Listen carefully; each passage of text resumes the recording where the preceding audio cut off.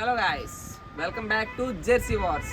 నిన్నైతే మళ్ళీ మనం మ్యాచ్ విన్ అయిపోయాం. సో మధ్యలో 2 మ్యాచ్లు ఓడిపోయామనేసి కృష్ణ హ్యాట్రిక్ కొడతారని చాలామంది కృష్ణ ఫ్యాన్స్ అనుకుని ఉంటారు.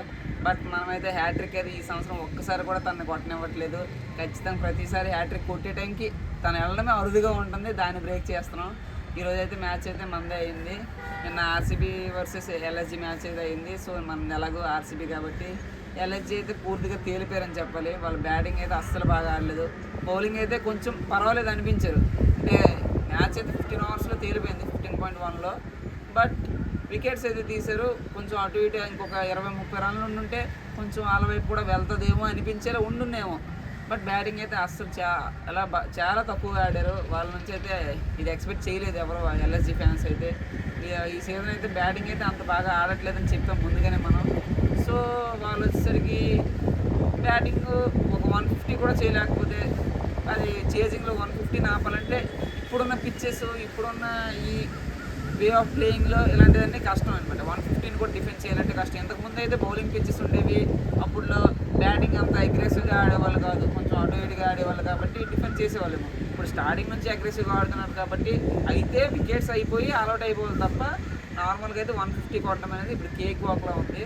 సో మనమైతే ఈజీగా మ్యాచ్ విన్ అయిపోయాం. సో విరాట్ అయితే స్టార్టింగ్ నుంచి చాలా బాగా ఆడాడు, లాస్ట్లో అయితే కొంచెం తడబడ్డాడు, అవుట్ అయిపోయాడు 49 మీద. ఇంపాక్ట్ ప్లేయర్గా అయితే వచ్చాడు, ఇంజురీ ఇంకా కొంచెం ఉన్నట్టుంది. సో కానీ ఫస్ట్ 15 బాల్స్లో 35 రన్స్ కొట్టాడు, తర్వాత అలాగా 49లో అవుట్ అయిపోయాడు. సో మళ్ళీ ఆరెంజ్ క్యాప్ అయితే తన చేతిలోకి వస్తుంది. సో నేను స్కూల్ చదువుకునేటప్పుడు విరాట్ ఆరెంజ్ క్యాప్ వేసుకున్నాడు, నేను కాలేజ్ చదువుకునేటప్పుడు ఆరెంజ్ క్యాప్ వేసుకున్నాడు. ఇప్పుడు నేను నా కాలేజ్ ఎండింగ్కి వచ్చింది, ఇదిగో నా టీషర్ట్ చూస్తే మీకు అర్థమైపోతుంది. చూసారా, ఈరోజు వీడియో కొంచెం లేట్ అవ్వచ్చు ఎందుకంటే కాలేజ్లో ఈరోజు మాకు సిగ్నేచర్ డే జరిగింది. సో ఇదిగో మా 70 డైమండ్స్ని నేను ఈరోజు నుంచి మిస్ అవ్వబోతున్నాను. సో వీళ్ళంతా ఇలాగ సిగ్నేచర్స్ చేసి నింపేశారు. నేనైతే చాలా ఎంజాయ్ చేశానని చెప్పుకోవచ్చు ఈ 3 ఇయర్స్ నా బీటెక్లో. బట్ ఇదైతే మిస్ అవుతున్నాను. సో ఎలాగైతే మన ఆరెంజ్ క్యాప్ ఇప్పటికీ విరాట్ దగ్గర నుంచి చూస్తున్నాం. 37 ఇయర్స్ ఓల్డ్లో కూడా ఎంత బాగా ఆడుతున్నానంటే చెప్పుకోదగ్గ విషయమే ఖచ్చితంగా. నెక్స్ట్ మ్యాచ్కి వచ్చేసరికి MI versus Punjab Kings. So Punjab Kings ఎలాగో మంది, ఎంఐ ఎలాగో కృష్ణది కాబట్టి కృష్ణ ఇంకా అవైలబుల్గా లేడు కాబట్టి మనం మాత్రం వీడియోలో కనిపిస్తాం. సో ఎంఐ అయితే తన ఎంఐ ఫ్యాన్ కాబట్టి ఎంఐ తీసుకుంటాడు. మనం పంజాబ్ మన టీమే కాబట్టి మనం పంజాబ్ ఖచ్చితంగా ఈరోజు పంజాబ్ జట్టు కూడా గెలిపిస్తాం. మళ్ళీ మనమే హ్యాట్రిక్ల మీద హ్యాట్రిక్లు కొడుతూ వెళ్తాం. ఎంఐ అయితే టీం అయితే చూడడానికి చెప్పుకోవడానికి పెద్ద టీంలా కనిపిస్తుంది. అంటే టీంలో ఉన్న ప్లేయర్స్ అందరూ పెద్ద పెద్ద ప్లేయర్స్ అలా చెప్పుకోవడానికి తప్ప వాళ్ళ ఆట అయితే చెప్పుకోదగ్గ రీతిలో అయితే లేదని చెప్పుకోవాలి. ఎందుకంటే ఫస్ట్ మ్యాచ్ కేకేఆర్తో విన్ అయ్యారు, వాళ్ళు బాగా ఆడుతున్నారు, మంచి టీం అనుకున్నాం.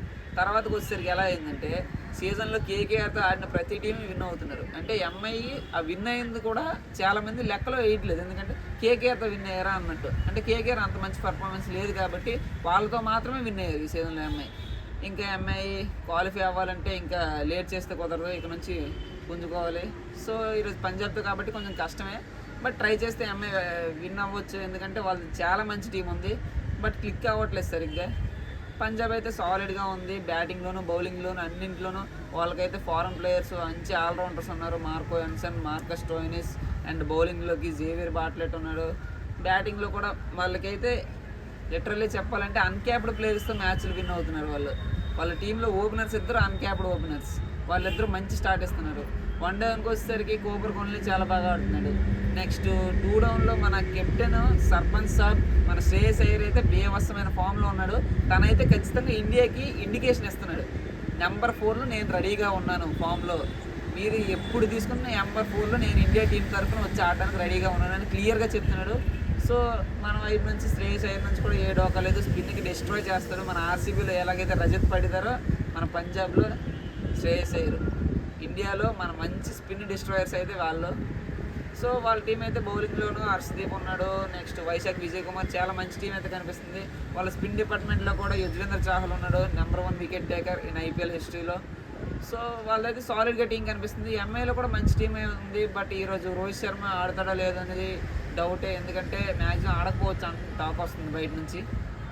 ఎందుకంటే లాస్ట్ టైం కూడా మ్యాచ్లో ఆర్సీబీతో అవుతున్నప్పుడు హ్యామ్స్ట్రింగ్ ఇంజురీ జరిగింది రోహిత్ శర్మకి. సో సో ఓపెనర్ ఇంకెవరు వస్తారు, నమందీర్ వచ్చే ఛాన్స్ ఉంది అంటున్నారు ఒకవేళ రోహిత్ లేకపోతే, చూడాలి.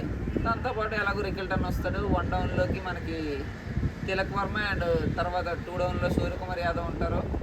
వాళ్ళ టీం అయితే బ్యాటింగ్లోనూ బౌలింగ్లోనూ మంచి టీమే చెప్పుకోవడానికి. పర్ఫార్మెన్స్ వైజ్గా చూస్తే ఈ సీజన్లో అంత బాగా లేదు. సో వాళ్ళకి ఆల్రౌండర్ హార్దిక్ పాండ్యా కూడా బౌలింగ్ బాగానే వేస్తున్నాడు, కానీ బ్యాటింగ్లో కూడా ఇంకా బాగా క్లిక్ అవ్వాలి. సో వాళ్ళు విన్ అవ్వాలంటే ఆ చిన్న చిన్న మార్పులు చేసుకుని ఒకరిద్దరు ప్లేయర్స్ ఫామ్లోకి వచ్చినా ఆటోమేటిక్గా వాళ్ళ మ్యాచెస్ విన్ అవ్వచ్చు, క్లోజ్గా కూడా వెళ్తారు. సో ఇదైతే వాళ్ళకి లాస్ట్ టైం కూడా చెప్పలేదు మనం మర్చిపోయాము. షెర్ఫన్ రోథర్ఫోర్డ్ అయితే చాలా బాగా ఆడాడు. తన్ని ఏమైనా ముందుగా పంపించే ప్రయత్నం చేస్తే ఇంకా బెటర్గా ఉండొచ్చు, వాళ్ళ స్కోర్ అయితే తీసుకెళ్తారు. సో ఇదైతే ఈ రోజుకి వచ్చేసి మన రివ్యూ అయితే దీని గురించి ఇస్తున్నాం, ఇలా ప్రివ్యూ చేసుకుంటున్నాం. సో నిన్న మ్యాచ్ గురించి కూడా మాట్లాడడం. మీరు ఈరోజు అయితే ఎవరు విన్ అవుతారు అనుకుంటున్నారో ఆ టీంని ఏమైనా కామెంట్ చేయండి. అయితే MI or Punjab kings or blue heart or red heart అయితే కామెంట్ చేయండి. ఖచ్చితంగా రెడ్ హార్ట్సే వస్తాయి మనకి ఎలాగో తెలుసు. So subscribe to Jersey wars.